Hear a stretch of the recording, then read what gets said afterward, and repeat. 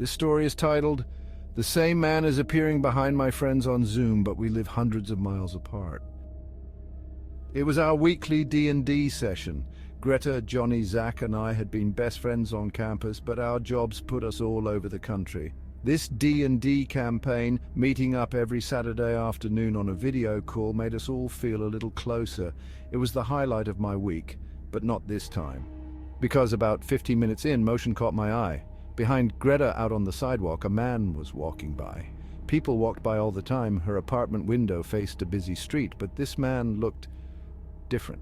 He was wearing mostly black and walked with a strange limp as he made his way past her window, and something almost looked familiar about him.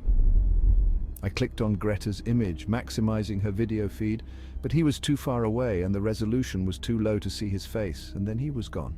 As Greta described an epic failure where my rogue's bow malfunctioned and hit her square in the face, I aimlessly stared at Zach's video feed. He looks good.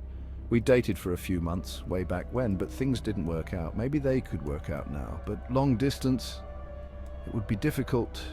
Besides, I wasn't really ready for a relationship right now. I was 6 months sober, trying to get my life on track, trying to forget the shit show that was senior year. And then another flash of motion caught my eye. Behind Johnny. Johnny was sitting at the local Starbucks, loudly slurping a caramel macchiato through his straw. Behind him, people walked to and fro. A mother with a crying little girl, 2 teenage boys shoving each other and laughing. But that wasn't what caught my eye. Beyond them, in the parking lot, was a tall man dressed in black. I clicked on Johnny's feed and leaned into the screen. Again, the resolution was too low to make out his face, but he seemed to be wearing the same bowler hat, the same long black jacket. Has to be a coincidence. Greta lived down in Oklahoma, hundreds of miles away from Johnny. It couldn't be the same guy. There was no way. Roll for damage, Allison. I grabbed the D20 off my desk. When I looked back at Johnny's screen, the man was gone. Guys, did any of you see that guy with a bowler hat and the limp? You mean the guy that's standing right outside your window? I whipped around and ran over to the window. I thought I saw a flash of movement, a sweep of black, but only for an instant, or was it my imagination? The grass rippled in the wind and the pine trees swayed, but the sidewalk and the street were empty. I saw him in each of the videos, wearing all black, right? With the hat and the long jacket and the... I only saw him in one video. You're saying you saw that guy in the videos? I nodded, but the confused mutters from the other players indicated they hadn't seen him. Only Greta had seen him walking by behind me. I bit my lip, my hands frozen on the keyboard.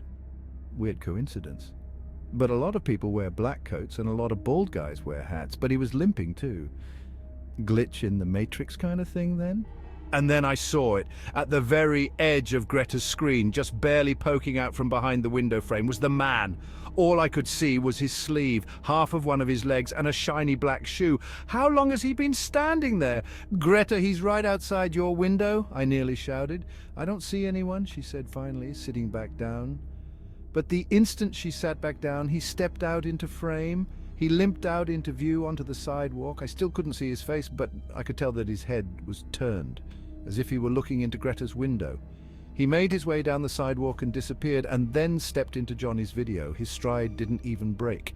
It was like he had just seamlessly walked from one video feed to the next. He walked down the sidewalk outside the Starbucks, his head still turned, as if staring in at Johnny.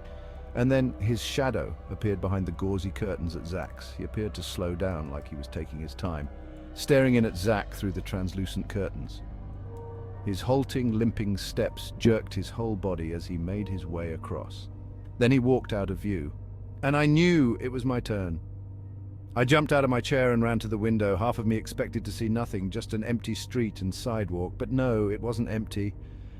In the darkening dusk, I could see the man standing on the other side of the street, eyes hidden in the shadows beneath his bowler hat. My blood turned to ice. I stood there, frozen, at the window. We stared at each other for a few seconds, and then he lifted his hand and curled his index finger, beckoning me. I backed away from the window. My legs trembled beneath me. There was no way this could even happen. Whoever that man was, he wasn't real because there was no way he could instantly be in Oklahoma, then Ohio, then New York. My legs hit the chair. I turned around, away from the window, back to my friends, except they weren't there. Each video feed was malfunctioning, a jumble of pixelated shapes, lagging and jumping and twisting together. "Greta? Johnny? Zach?" I shouted. Only a distorted series of clicks answered me. I turned back to the window. The man was closer now, standing in the middle of the street. I wrenched the window open. "Hey, get out of here!" I shouted, trying to hide the fear in my voice. "I'm calling the cops!" I ran around the house, making sure every door was locked. Then I went up to my room and locked the door, hid myself in the blankets and began to sob. But I didn't call the cops, because I finally knew why he looked familiar. Senior year, the party, the four of us piling in the car. My car. "I feel fine," I'd said, waving off any concerns about driving drunk, but I was drunk. Just not total blackout drunk like the other three. I was the only one who'd seen the man walk out into the crosswalk, the tall man dressed in black, which camouflaged him in the night, but I didn't see him soon enough. The brakes screeched underneath me, but it was too late. A sickening thump. The bowler hat went flying off into darkness. What was that?" Greta slurred from the back seat as Zach puked and Johnny drifted in and out of sleep. Nothing," I'd replied, before gunning it and tearing out onto the highway. I pulled the blankets tighter around me and pray for him to leave, but even now I can hear something above me, coming from the attic. Thump, thump, thump. The footsteps of a limping man. I'm not sure I'll survive the night. I'm writing this, so at least somebody knows what happened if I don't make it. Thank you for joining me. I'll be uploading new stories 4 days a week, so subscribe to stay tuned. I'll be keeping up to date with all of the newest, most interesting stories I can find. See you soon, and remember, stay vigilant and stay safe.